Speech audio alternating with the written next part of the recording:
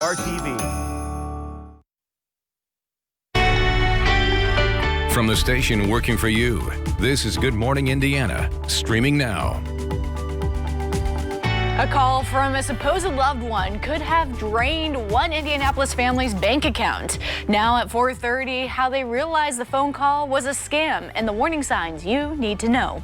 Plus, leaders in the Circle City are working to fix food deserts this morning. The proposal on it's on the table and what one counselor says it could do without. And one Hoosier veteran is celebrating the holiday in a new home. We'll introduce you to the group making a long-awaited homecoming possible.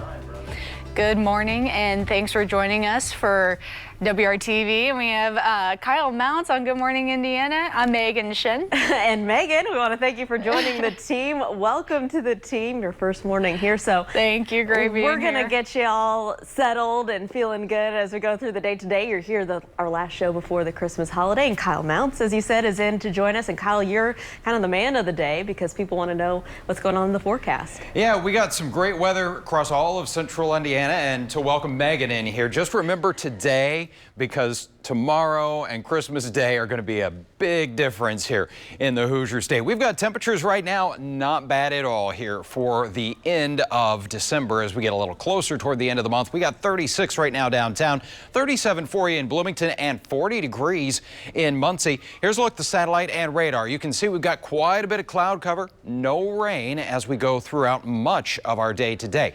Those winds a little breezy out of the south and east this morning, about 10 to 15 miles per hour, and wind is really going to be one of our bigger issues for us today. We could have some gusts around 40 miles per hour, maybe a little bit higher than that as we go into this evening. A few showers will develop later today with a very mild high of 55, and then tonight it all comes crashing down, rain maybe mixing with a few snowflakes, and 25 degrees. Lauren? All right, Kyle, thanks so much. Let's take a look at traffic as you're heading out the door on the roads this morning, taking you up to Madison County. Good morning to you. Here's a look at I-69, a live look near State Road 38 where things are very quiet this morning. We'll continue to keep a close eye on traffic and keep you updated. But now we do want to get to some breaking news we're following. This is out of Bloomington this morning. Within the last 30 minutes, IU officials tweeting out an emergency alert. Campus officials say that crews are working to repair a gas leak at 17th Street and Indiana Avenue. That's just a little south of Memorial Stadium. Authorities there are asking you just to stay away from the area. Of course, we'll bring you the very latest once any additional information or an all clear is given there. Thanks, Lauren. Well, an Indianapolis family avoids losing thousands of dollars by recognizing the signs of a scam. The woman we talked with says a man called her claiming to be her brother and said he was in trouble. Within minutes, a family says a person claiming to be a lawyer also reached them, demanding $45,000 cash bail. The family did end up getting in touch with their family member who is in college out of state and determined this was fake. And this morning, the BBB of Central Indiana says this scam sounds similar to a grandparent scam. Scammers seem to be getting, more sophisticated and more ingenious almost every day.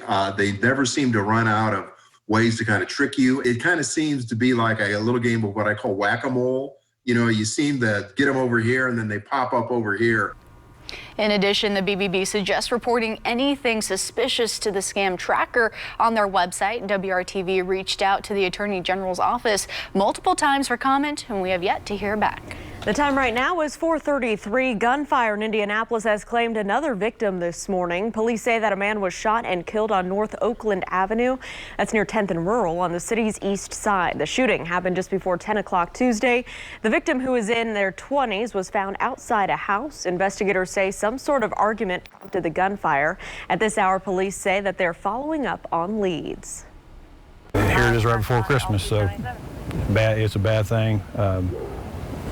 Like I said, we're still investigating. I'm sure that we've got several leads that we're following up on. We're interviewing people downtown at this point. Well, this has been Indianapolis's deadliest year ever in terms of homicides. Taking you down to Bloomington again, police are asking for your help to figure out the identity of a woman who was hit by a car. She's in the hospital with serious injuries this morning. Detectives releasing this picture of a tattoo on the woman's right inner forearm. They hope someone recognizes it. If you have any information, call Bloomington Police. Now to the latest on the coronavirus pandemic and how it's impacting our state. This morning, the state health department reports 143 more Hoosiers have died with COVID-19. Since the pandemic began, more than 7,200 people have died with the virus in Indiana. Health officials also reported nearly 3,800 new coronavirus cases. It's the second day in a row with the number of new cases below 4,000. Tuesday's report marked the lowest single-day report since November 5th. And this morning, 23% of Indiana's ICU beds are available and 70% of ventilators in the state remain open this morning. At 4:35, late night meal and drink service will be restricted at Fisher's businesses starting Christmas Day.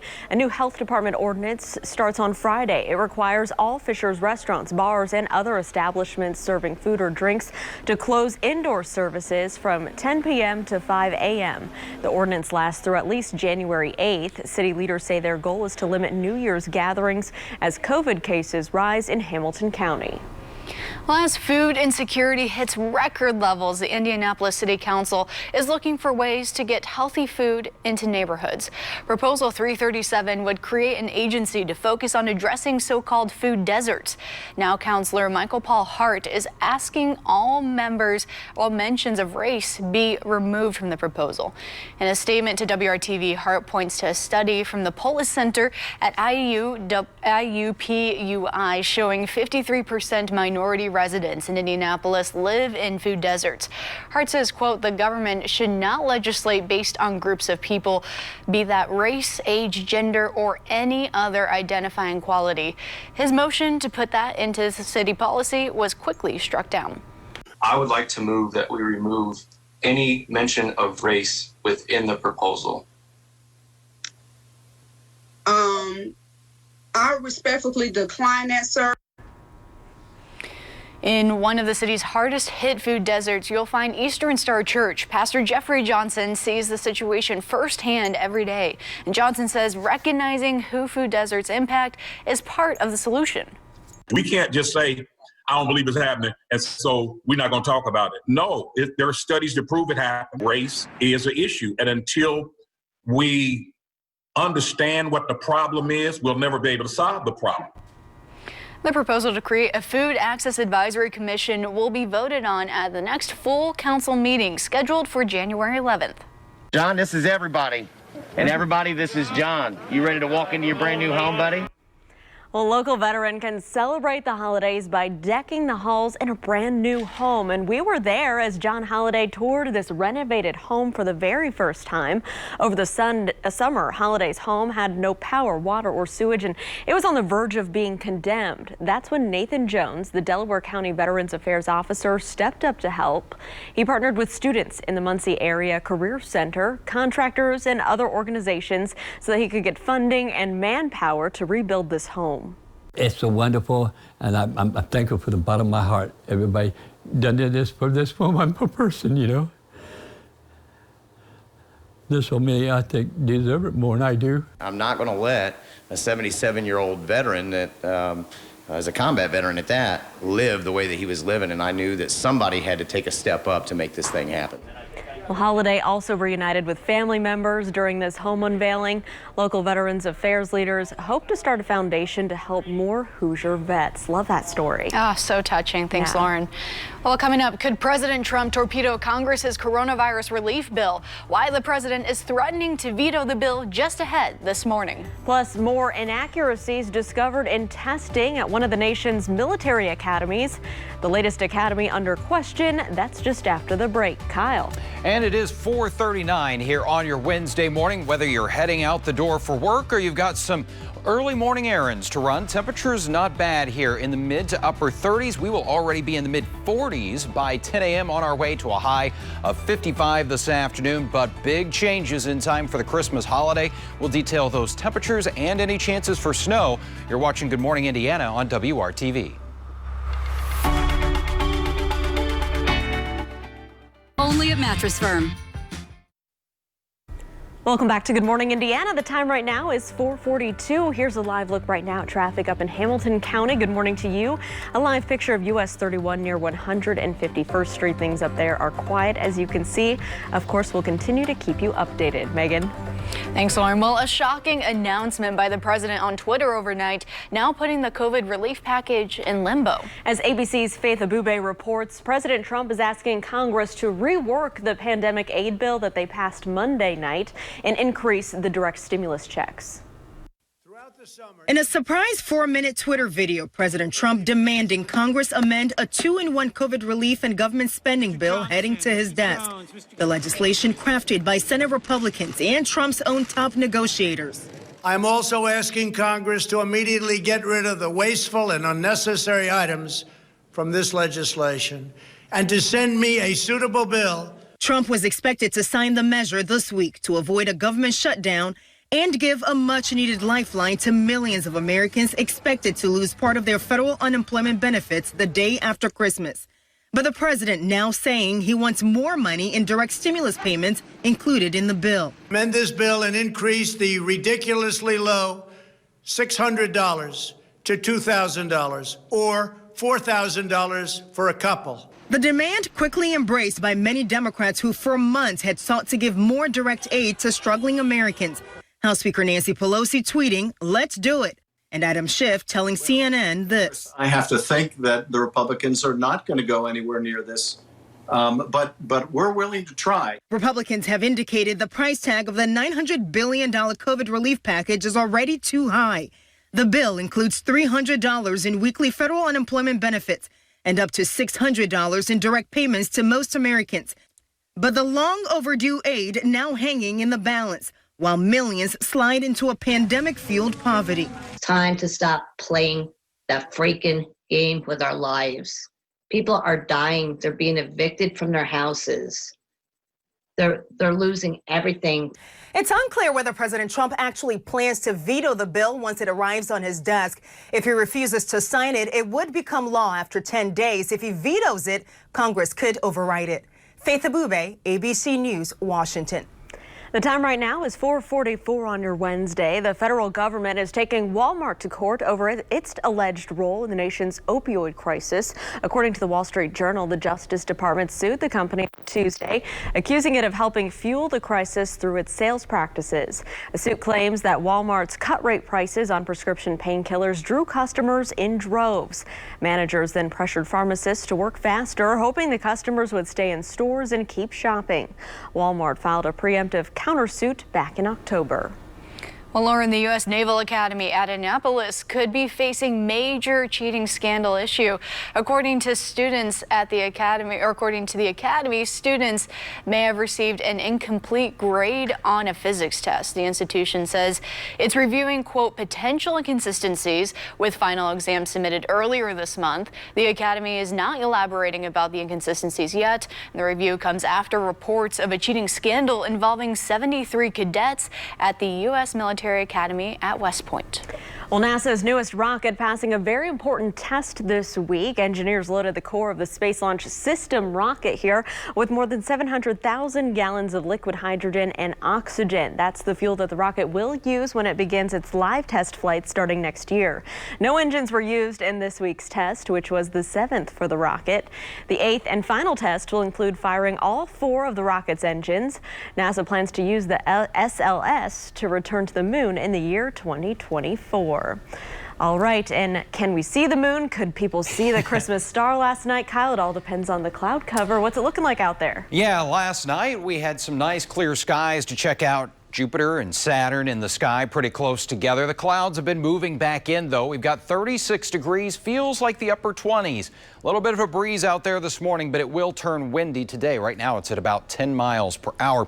Those temperatures for us, 36 again downtown, but we got 37 for you in Bloomington, right at 40 in Greencastle. Not bad this morning in the Lafayette area at 42 degrees. Temperatures that are already above the average high for this time of year, and we will continue to soar as we go throughout our Wednesday Wednesday. 50 degrees at noon, 52 at 4 o'clock, and I think we'll be primarily dry through then before the rain chances really start to build in here as we go through the evening hours. 54 your high today in Bloomington, about 55 in Muncie, 53 in Richmond, and 55 in Lafayette. Those wind gusts for us, look at this. They will be between about 30 and 40 miles per hour for much of the day. And then I think as we get into this evening and tonight, we could see some of those gusts closer to 45 miles per hour out ahead of a weather system that brings those big changes for us. So here's a look at TrueCast. 1 o'clock this afternoon. We can't rule out an isolated shower. I really think the better chance for rain, though, as we get a little closer to 8 o'clock tonight. We'll see that rain, maybe hear a rumble of thunder out there. We wouldn't really totally rule that out.